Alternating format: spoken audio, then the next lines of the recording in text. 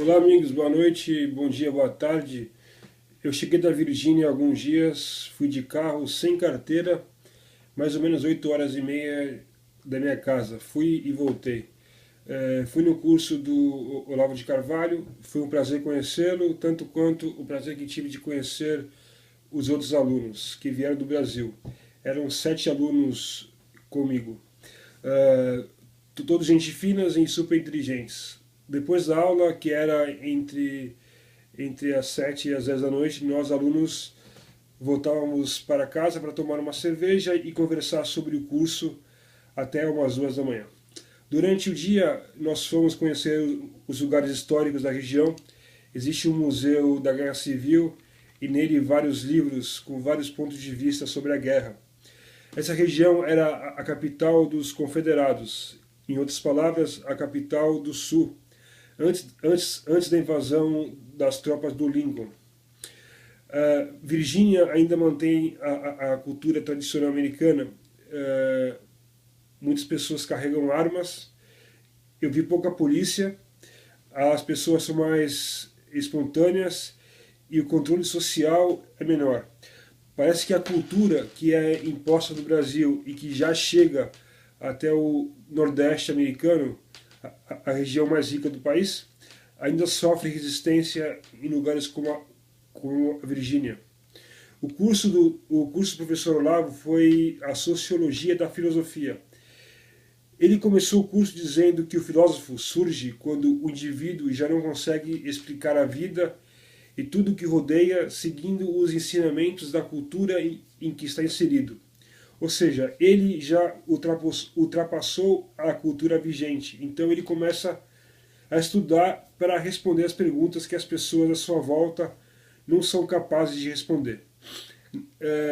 Na Grécia Antiga, Sócrates, Platão, Aristóteles tinham essa característica e vinham de setores diferentes da sociedade e apenas tinham em comum a vontade de buscar a verdade e tentar responder perguntas que achavam importante.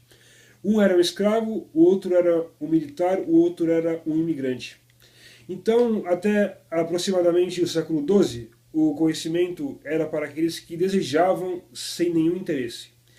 Só então, a partir do século XII, começaram a surgir escolas palacianas, que patrocinavam intelectuais para repassar conhecimento à população. E esse conhecimento não podia mais ser a busca da verdade, mas algo de interesse do reino ou de sociedades secretas, em que esses intelectuais participavam. Essas escolas palacianas eram escolas oriundas dentro do próprio reino, né?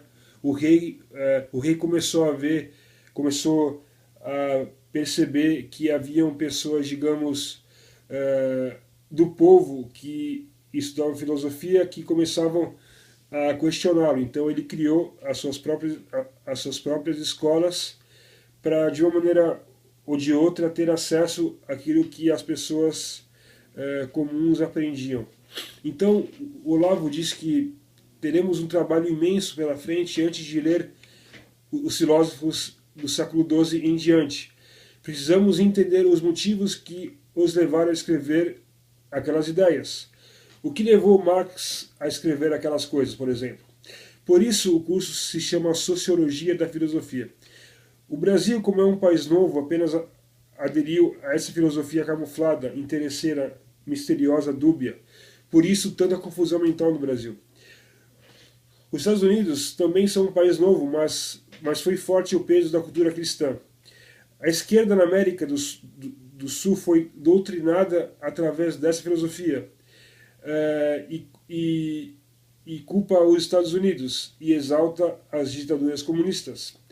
E isso é dito claramente. Mas o que não se diz é que as principais ideias da esquerda, na prática, no Brasil de hoje, surgiram da esquerda americana. Eu morei 6 anos no gueto negro aqui dos Estados Unidos e eu sei das consequências para os negros e para a sociedade. Mas antes vamos aos fatos. Apenas existe uma raça, a raça humana. Fato 2. A escravidão sempre existiu. até o século XIX, e não foram apenas os negros as vítimas. Durante a história do mundo, muitas etnias foram escravas, inclusive os portugueses também foram escravizados pelos mouros na Idade Média. Então, talvez você seja um descendente de escravo também. Fato 3. Os negros vindos da África para a América seriam escravos de qualquer maneira, se continuasse na África. Fato 4. Graças ao capitalismo, o negro deixou de ser escravo na América. As ações afirmativas começaram há poucos anos no Brasil, como eu disse, copiando dos Estados Unidos, onde aqui começaram no final dos anos 60.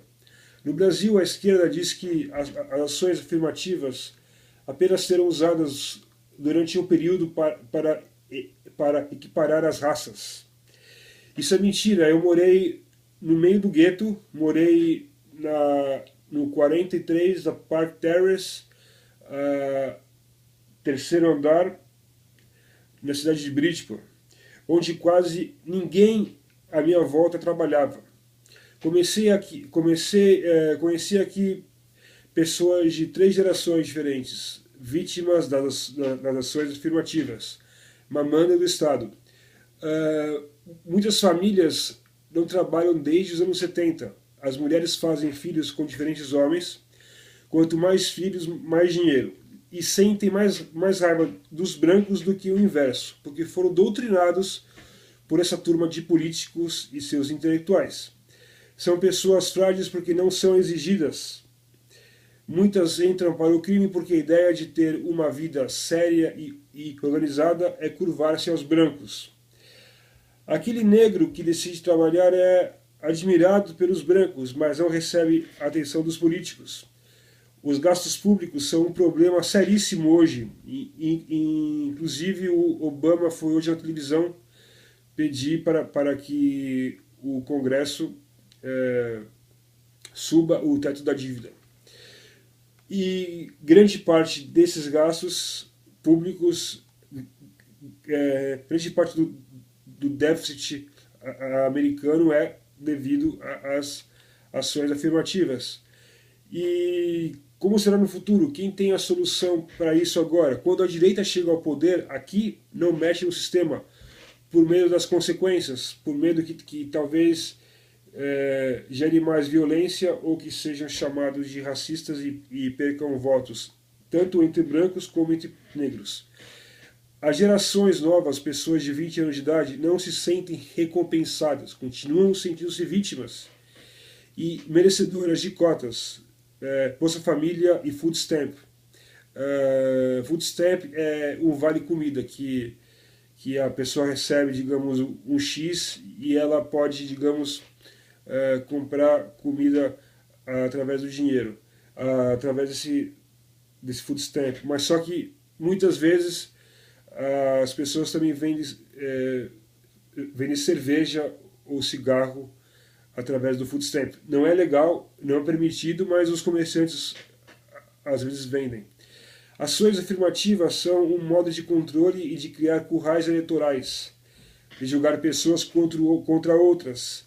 E quem aprova ações afirmativas são racistas e influenciados pela intelectualidade camuflada que é mainstream desde o século XII. Até o próximo vídeo, pessoal.